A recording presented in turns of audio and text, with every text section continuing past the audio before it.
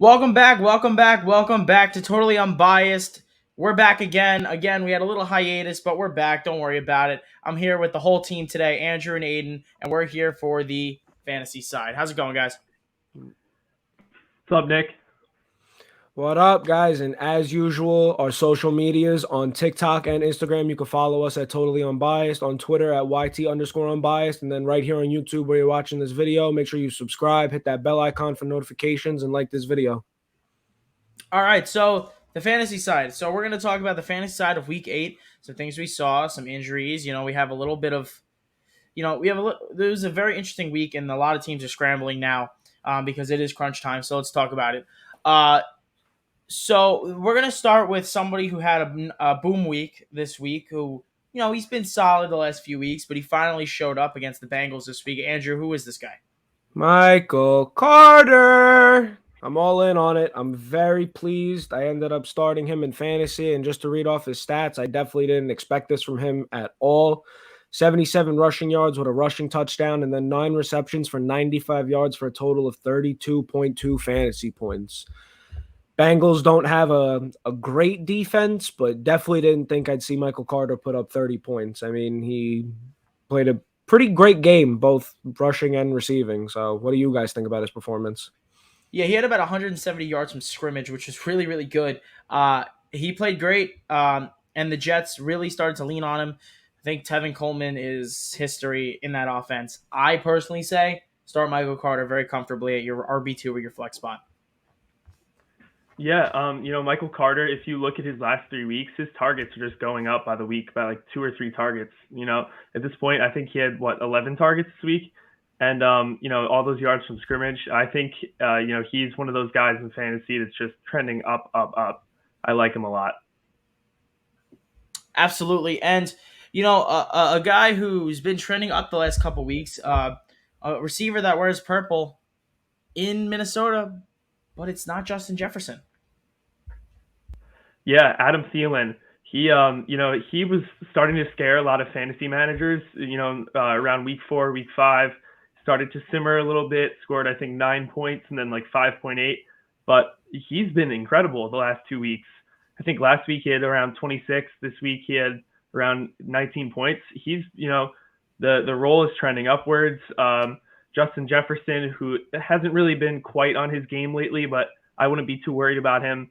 But I think Adam Thielen, he's just been a sign of consistency the last couple of weeks, and he's been a good target for Kirk Cousins to lean on. Andrew, what do you think about those two wide receivers, Jefferson and Thielen? Thoughts? The way it seems to be going, I mean, they do have their times where they can both play at a high level and both put up good games, but it seems like it's very back and forth with them. It's either one or the other has a good game.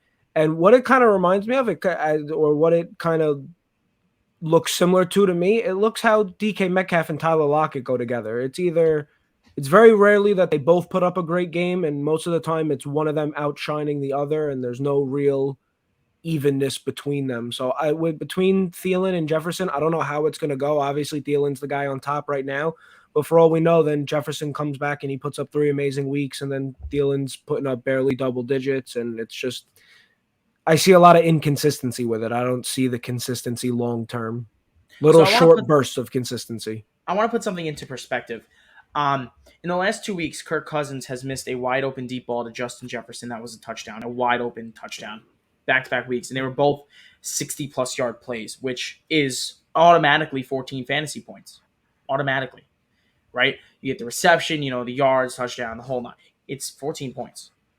And it's left off of Justin Jefferson's slate the last 2 weeks. And I think the inconsistencies is all about the quarterback. And even though Cousins is playing decent this year, he's still Kirk Cousins. He's going to miss wide open throws, like huge throws. I mean, against Carolina, the cornerback fell. He fell. Jefferson was by himself on the other side of the field, and Cousins just airmailed him. You can't do that. You can't do that. And he makes a great move on the Cowboy corner, Anthony Brown, and he falls. There's Jefferson. He overthrows him. It's Kirk Cousins, and we're gonna have to fantasy managers. You're gonna have to learn to live with the ups and downs of Kirk Cousins. And there's a lot of ups and downs in this league. And one of the ups and downs, you talked about a situation there. I want to talk about another situation over in LA with the Chargers and their wide receivers, Mike Williams. So I have a couple, something in my eye. I have a couple things I kind of need to discuss about Mike Williams. And my first viewpoint is Mike Williams has to stay in your fantasy lineups. There's no ifs, ands, or buts about it. But here's the thing. Mike Williams had 4 boom weeks, 3 bust weeks, 3 weeks with under 5, and 4 weeks with over 20. There's no in between either. It's under 5 or over 20. And he's had 2 games over 30. So how do we grade Mike Williams? Here is my evaluation on Mike Williams. And I heard Matthew Berry refer to it, or Matthew Berry or Field Yates, one of the two. I heard them refer to him like this. He's Tyler Lockett on steroids. Like, he is the ultimate boomer bust play. Mike Williams will win you your fantasy week. And I think, and they said probably around 12 times. I think it probably would be around 10 to 12 times. Mike Williams will win you your fantasy week by dropping 25 to 30 points. He might also lose you a week or 2 or 3 with a 4 bomb or a 2 bomb or goose egg. It's not what you want. It is not a model of consistency. Keenan Allen, his floor is a little higher.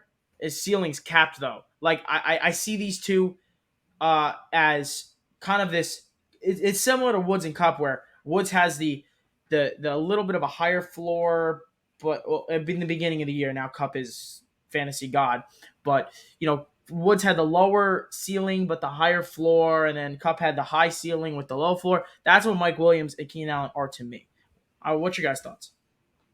Yeah, well, Nick, as a fellow Mike Williams manager, I have also seen that video that Matthew Berry and Field Yates released, and I got to say, they nailed it right on the head. I think he's somebody that his potential is so incredibly high that even though you have to suffer with these 3-point weeks, it's something that you're just going to have to live with, because he can win you a matchup in any given week. He's 33 points or 3 points, and it's definitely a headache to live with, but he's absolutely worth keeping in your lineup every week. But be prepared for lots of ups and downs. He's very similar to Tyler Lockett. Yeah, I mean, he is similar to Tyler Lockett, but also it's been a long time coming that we were waiting to see these kind of things out of Mike Williams in a fantasy perspective. And he hasn't done this is his best season by far for Mike Williams. So you really only can base it off of 7 games because he already had his bye week. Going through the rest of this season, when I look at it, I think versus Philly, he can put up another big game. Minnesota is 50-50. CeeDee Lamb had a good game against them, so I think he could too. Pittsburgh is a tough game. Giants look like they are a great defense, even though it's inconsistent. I don't know what they would do. And then they play Houston, they play Denver. So, I mean, I definitely think he's going to have a bunch of big games down the stretch. And I think those couple games might have been flukes. So, I don't know. Yeah, I just think it's right now you just got to wait and see, because this is the first year we've seen big numbers out of Mike Williams. And I think down the stretch, he's going to gain more consistency, even though right now, I mean, it's not perfect. But, I mean, starting off the season with 3 weeks of 22 or more was pretty good. Yeah, and anything you get off Mike Williams, because he was either a late pick or a free agent waiver wire pickup, anything you get out of him is bonus. But again, if you need a consistent starter, I mean, if you could trade him away to get a guy who's more consistent, do it. I mean, trading him for a Stephon Diggs might not be the easiest thing to do in the world, but if somebody were to take Mike Williams for Stephon Diggs, maybe you try to get that done. It's tough to gauge Mike Williams' actual value. But, let's move on a little bit, because, we talked about bust weeks, talked about low points, bad points. There's one position in the NFL this week that was embarrassing. Andrew, what's going on with the tight ends? Yeah, so here, I just wanted to pull this part up. I'm taking it right from our own fantasy league, our 8-man, and I'm just going to go down the guys who got started this week. Seals Jones from Washington, 3.2 points. Gronkowski, no points. Then you got Kelsey, 4.7. Gesicki, 9.8. Hawkinson, only tight end who really had a good week, 18.9 points. But then Noah Fant, 2.8.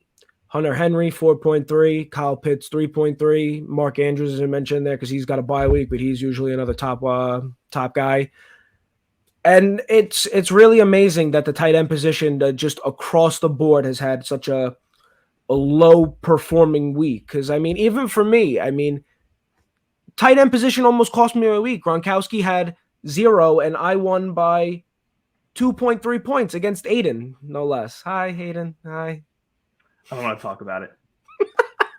Yeah, but I mean, and at the end of the day, I thought that Gronkowski, he was questionable, and I was like, whatever, it's not going to matter. But it almost did. And at the end of the day, my backup tight end, Higbee, 5.5 points, another guy who really didn't perform anyway. I mean, it almost made a difference for my game, but in a game where you're winning by 10, 15 points, that might not even be a difference. He's just another underperformer. I mean, I don't know. The whole position, it's amazing to see everybody at the position in the same week just do nothing besides one guy. Yeah, well, this position this week, you had to lower the expectations a little bit, being that Mark Andrews and Waller were both out.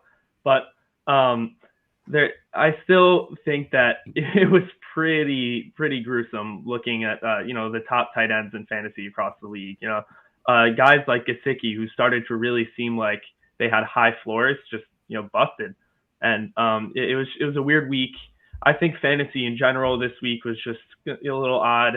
A lot of games didn't quite go the way they were supposed to, but hopefully we can see some more out of our tight ends once we get everybody back next week from buys.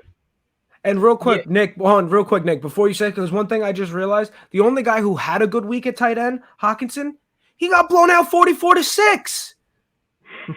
Yeah. It's not even like his team played well. He just had a good game. Yeah, it's true. Yeah, but I want to highlight the top scorers of the week. TJ Hawkinson scored 18.9. Dan Arnold had 14.8. Pat Freiermuth had 14.4. Dallas Goedert had 13.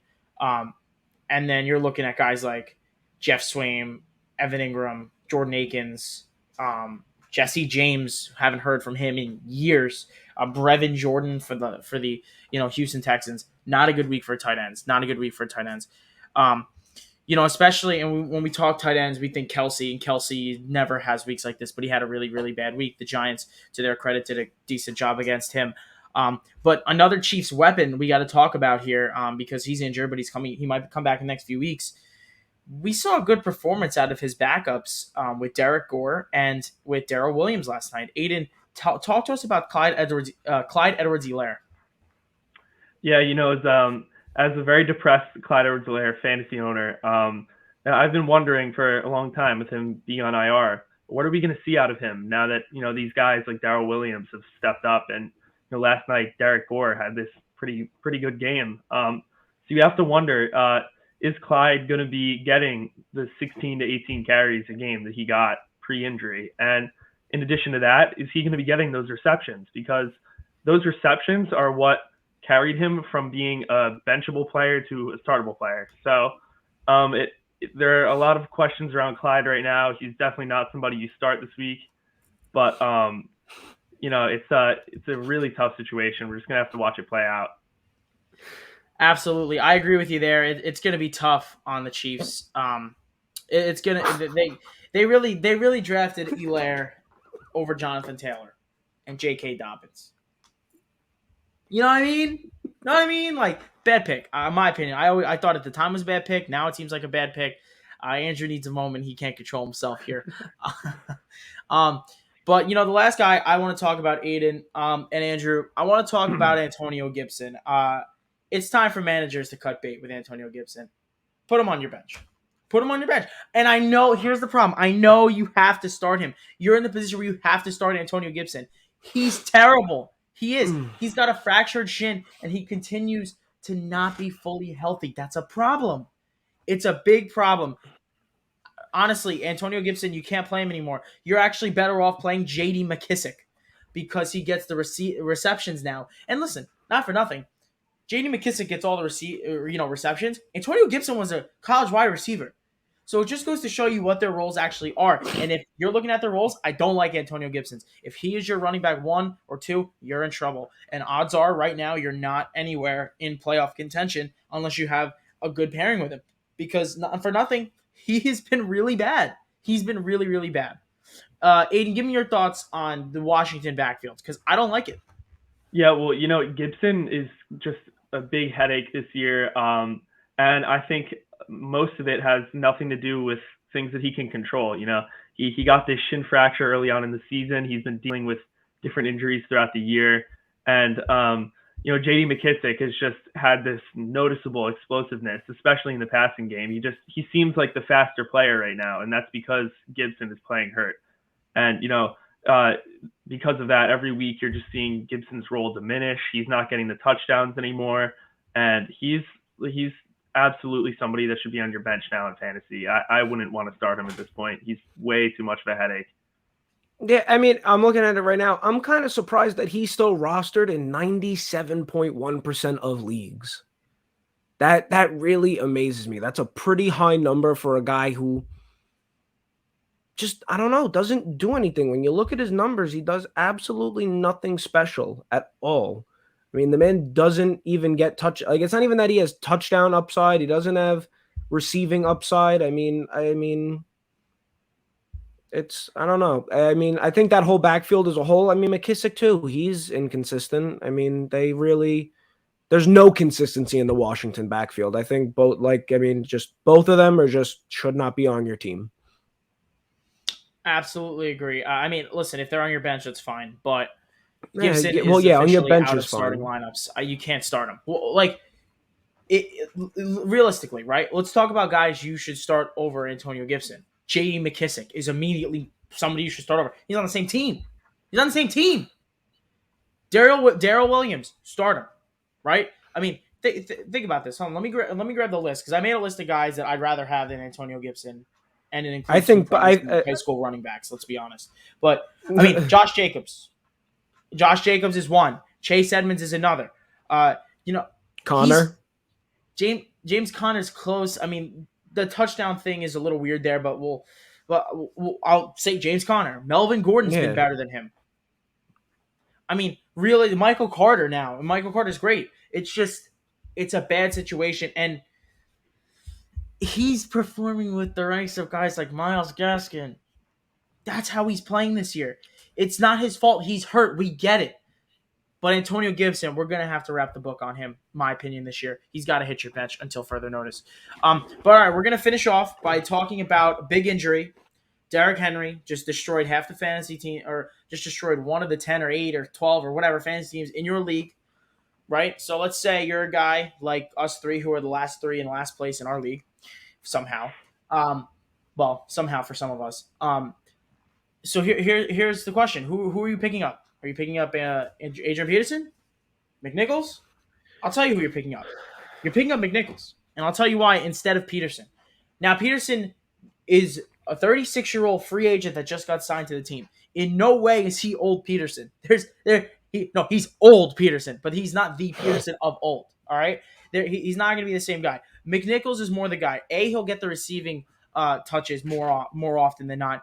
And B, they're gonna need time to accumulate Peterson into the offense. So I think if you need a 1-week starter on a flyer, McNichols is your guy. That's my opinion. I think McNichols will be your guy because we assume Peterson's getting brought up from the practice squad this week. That's what we all assume. We don't know that for sure. So keep that in mind. And some other guys to look on your waiver wire for. If you lost Derrick Henry and odds are if you have Derrick Henry, you're pretty high in the standings. Let's just be honest. So I'm gonna give you guys a couple guys that you can pick up that might actually help you in the long run. Boston Scott. Every time Sanders is out, this guy balls. McNichols, as I said, keep an eye on guys like AJ Dillon, David Johnson. I mean, you're kind of going down to the basement here. But J.D. McKissick, if he's available, he should be your number 2 target. I would go McNichols, McKissick, Boston Scott as my 3 running back targets. Yeah, I think that's completely fair. The first thing I want to knock out of the way is the Titans are not going to be keeping that same run heavy offense that they had with Derrick Henry. That's the scheme's changing. Tannehill is going to be throwing the ball more every game, and so whoever you pick up, don't expect that sort of role from that player. And yes, very important. If it's Peterson, be very aware that you're risking a player that's very old and can possibly get injured pretty quickly. He hasn't. There are questions around if he's actually in playing shape. Like Nick said, he's 36 years old. And you know what? If I'm wrong and they do throw him into this workhorse role where he's getting 25 plus carries, it's almost a definite that he's going to get hurt. So I agree with Nick. You got to roll with the young guy that has the hands. You got to roll with McNichols on this case. Yeah. Andrew, Yeah, thoughts? no, I was really going to say, I mean, you guys basically covered the points that I wanted to say. I definitely agree. But then for people watching this video real quick, make sure within the next like 24 hours, you head over to our TikTok, because I'm going to have a TikTok up of a very emotional statement from our 8-man league, the guy who owns Derrick Henry. I'm going to have him on for a little bit, going to ask him some questions, how he feels. He might start crying. So if you want to check out that, just make sure you head over to TikTok soon. I'll make sure I get that up. Yeah, that one's going to be a really, really good one. And he's probably going to speak for all you Derrick Henry owners. But yeah, realistically, if you got stock in A.J. Brown, you better sell high right now. Either you sell high or you hold on and if you could trade him for like a likes of a Justin Jefferson, and even Stephon Diggs, Keenan Allen, if you can get rid of him for that, or maybe CeeDee Lamb, do it. Otherwise, you hold on to him because he is going to score you a lot of fantasy points. But people are kind of scrambling right now, right? They're scrambling because of the change in the Titans offense. There's no guarantee that that's what they do. That's most likely what they will do.